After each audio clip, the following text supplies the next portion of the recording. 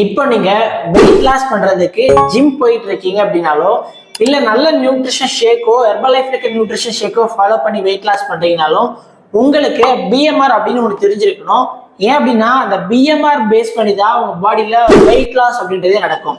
இப்போ உங்க பிஎம்ஆர் எப்படி இருக்கு உங்க உடம்புல ஒருத்தவங்களுக்கு பாத்தீங்கன்னா 1500 இருக்கலாம், சில பேர் 2000 கூட இருக்கலாம். உங்க பிஎம்ஆர் பேஸ் பண்ணி தான் உங்க பாடியில ஃபேட் லாஸ்க்கு சப்போர்ட் பண்ணும்.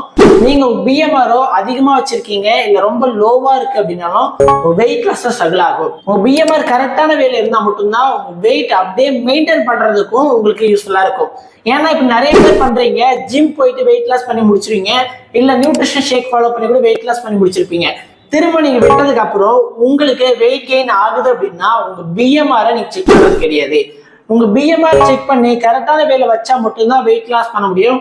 இந்த பிஎம்ஆர் எப்படி நார்மல் கொண்டுட்டு வருது, எப்படி நியூட்ரிஷன் ஷேக்கோ கரெக்டா ஃபாலோ பண்ணி வெயிட் லாஸ் பண்றது அப்படின்னாலும் நீங்க ஸ்கிரீன்ல இருக்க நம்பர் கனெக்ட் பண்ணுங்க. நான் உங்களுக்கு தேவையான டீட்டெயில கொடுக்குறேன். தேங்க்யூ.